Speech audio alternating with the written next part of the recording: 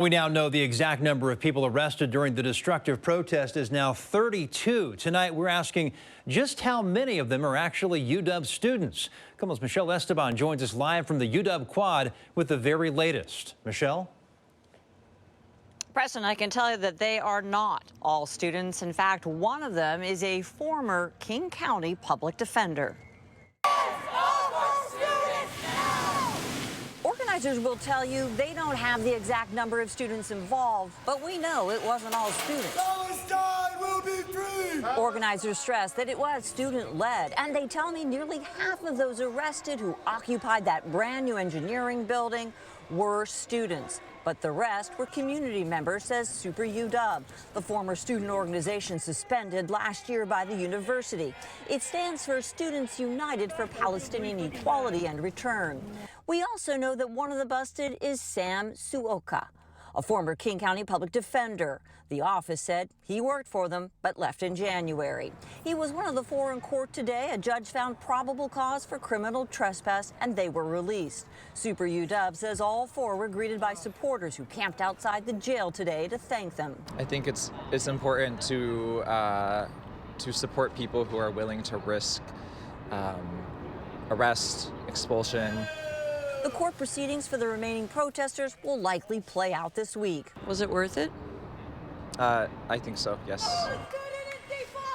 You know, this action is a specific tactic. It's not the end goal.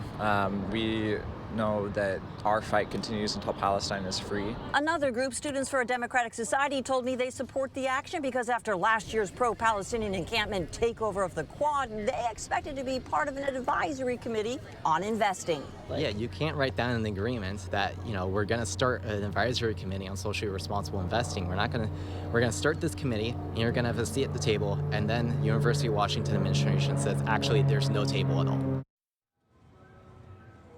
Now, we checked the jail roster late this afternoon, and it appears that all 32 protesters are no longer in custody and have been released. I also checked with Super UW, the organizer you heard from, and he confirmed as well that they believe all 32 have now been released. I'm Michelle Esteban, reporting live on the UW campus. Michelle, well, I've got you here. The protesters were arrested on criminal trespass in the first degree, a gross misdemeanor. Do you know if any of them have been charged?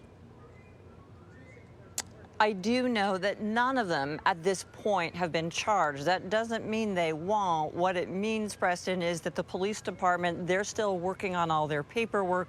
Once that's completed, then they decide, are we going to refer this case to the prosecutor's office? We're certain that'll happen, but it'll be up to the prosecutor's office to determine what charges. Back to you. Okay, Michelle, thanks so much. Well, just in the past few minutes, we learned the U.S. Education Department and other government agencies have launched an investigation into anti-Semitic violence at UW directly in response to what happened last night. Well, last night's protest wasn't the first time pro-Palestinian activists have taken over part of the UW campus. As Michelle mentioned, students and others set up a tent encampment in the Quad. They demanded UW cut ties with Israel, as well as Boeing and other companies that do business with Israel. That camp stood for 3 weeks until the school reached an agreement that included several concessions to the protesters, including the waiving of tuition for at least 20 Palestinian students from Gaza.